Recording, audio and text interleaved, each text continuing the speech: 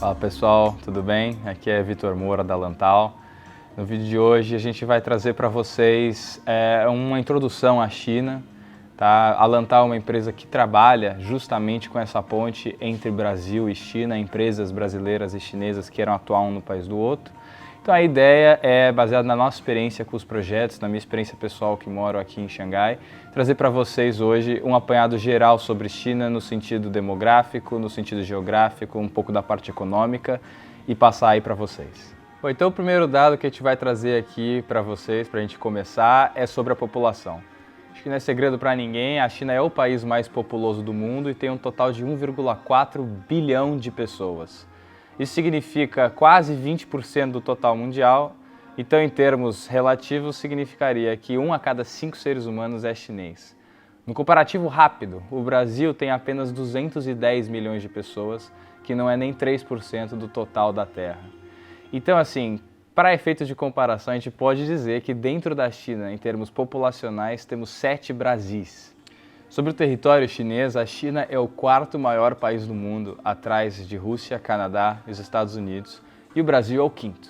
Em torno de 9,6 km² é o território chinês. E aí é muito interessante, porque assim como a gente acabou de ver que a população chinesa é 7 vezes maior do que a brasileira, o território só é 12% maior do que a gente tem no Brasil.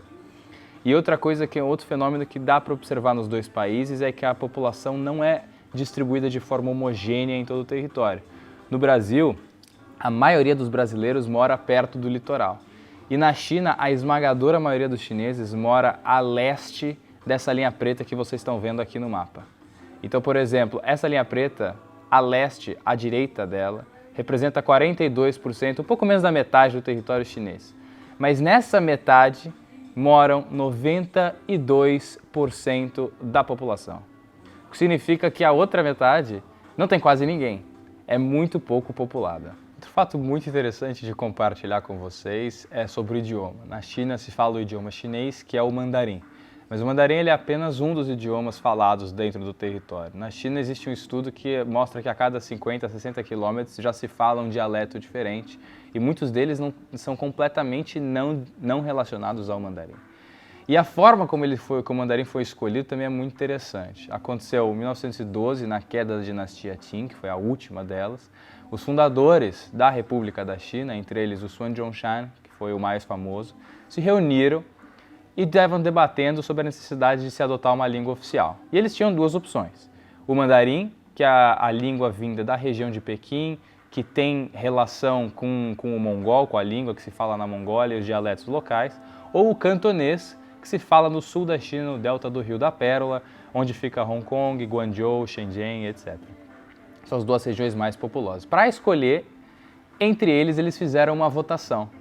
E o mandarim acabou ganhando por uma margem muito pequena. Existem lendas, inclusive, que dizem que o mandarim ganhou apenas por um voto. E assim ali o mandarim se tornou a língua oficial na China. E aí, para além da diversidade linguística dentro da China, também existe uma diversidade étnica. Poucas pessoas sabem disso. Dentro da China existem 56 grupos étnicos diferentes. 91% da população pertence a um grupo só, que são o grupo conhecido como Han. Mas existem outros 55, entre eles os tibetanos e os uigures, que são mais famosos internacionalmente. E cada grupo tem suas próprias culturas e línguas e costumes e etc. E, inclusive, muitos deles têm uma população e desfrutam de grande autonomia na região onde eles vivem. Então, mesmo dentro da população chinesa, existe uma enorme diversidade étnica que é poucas vezes reconhecida. Agora vamos falar um pouco sobre as regiões, as divisões administrativas da China. A China tem mais de 30 divisões administrativas e elas têm 4 categorias básicas. Vou fazer um comparativo de como funciona no Brasil. A gente tem as províncias, temos as províncias autônomas, as municipalidades e as regiões administrativas especiais. As províncias normais funcionam como os estados brasileiros, semelhante.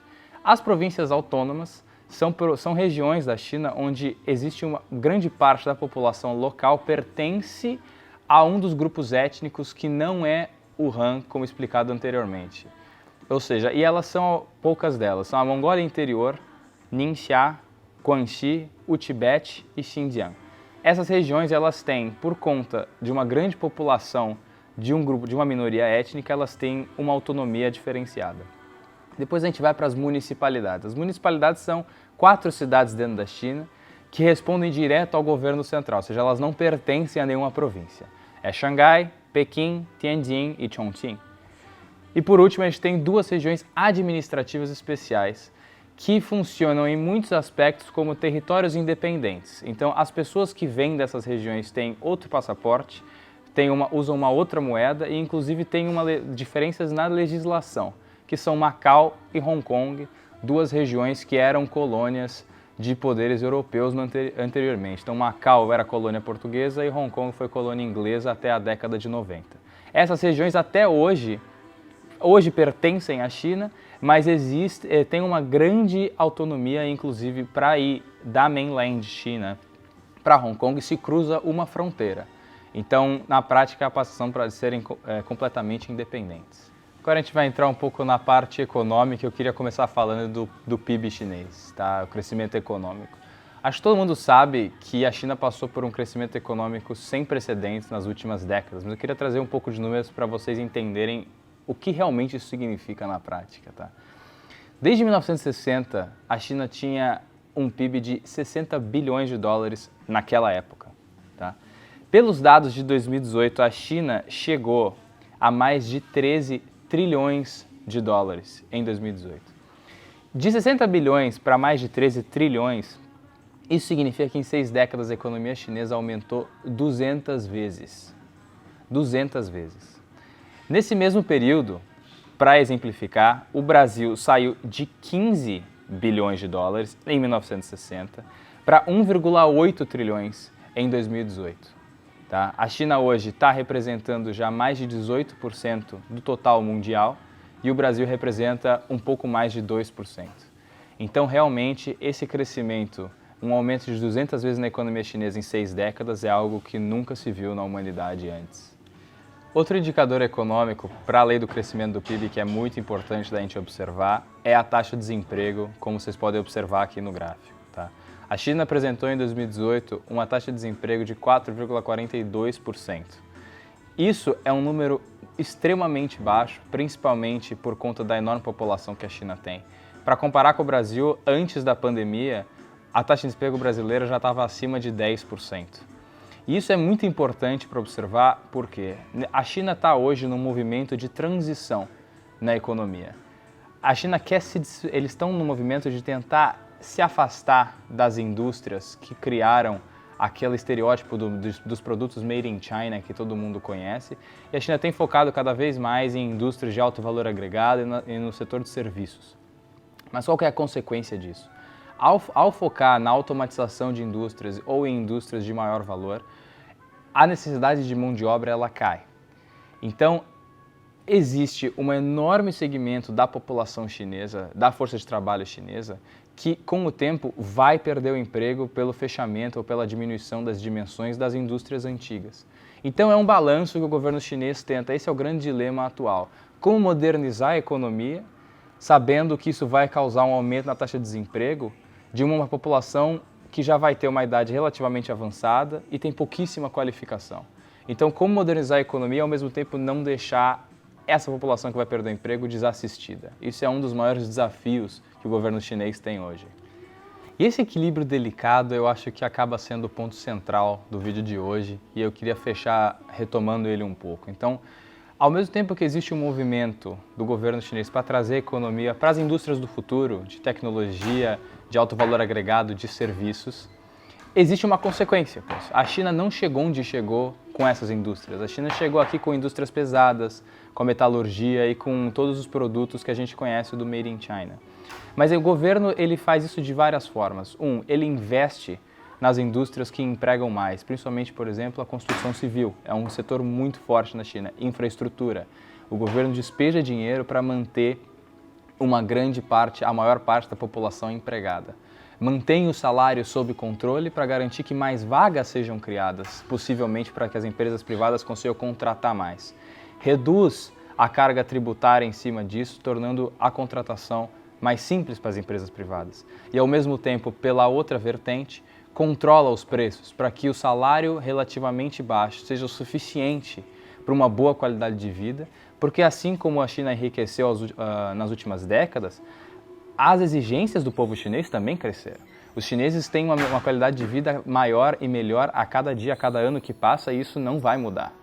Então, é um equilíbrio delicado entre trazer isso para as novas indústrias e também conseguir manter a maior parte da população contente e que a qualidade de vida deles acompanhe o desenvolvimento econômico chinês. Então, para finalizar, eu queria retomar essa questão da estabilidade social, que é o foco inegável do governo chinês. Um pilar essencial para a estabilidade social é o baixo desemprego. Então, como é que a China mantém, numa população tão grande, apenas pouco mais de 4% de desemprego, que são níveis de países como Noruega, Reino Unido, Nova Zelândia?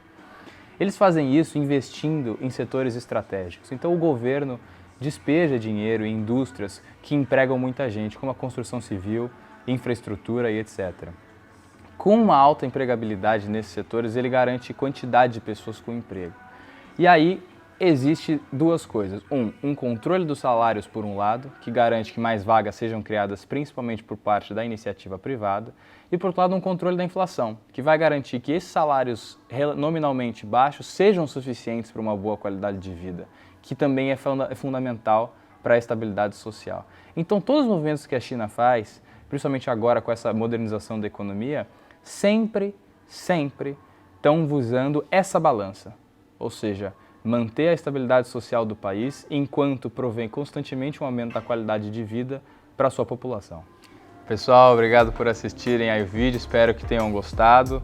Meu nome é Vitor Moura, eu sou um dos fundadores da Lantau, eu moro em Xangai, aqui na China.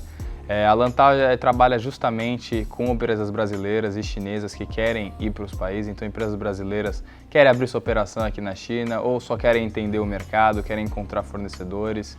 A gente faz todos esses estudos para vocês. A Lantau tem uma equipe aqui que eu coordeno e temos uma equipe em São Paulo, no Brasil também. Então, qualquer coisa, qualquer dúvida que tiverem, se quiserem saber como a gente pode ajudar o seu negócio a vir aqui para a China, está deixando as informações de contato para vocês terem acesso. E, novamente, muito obrigado por assistirem.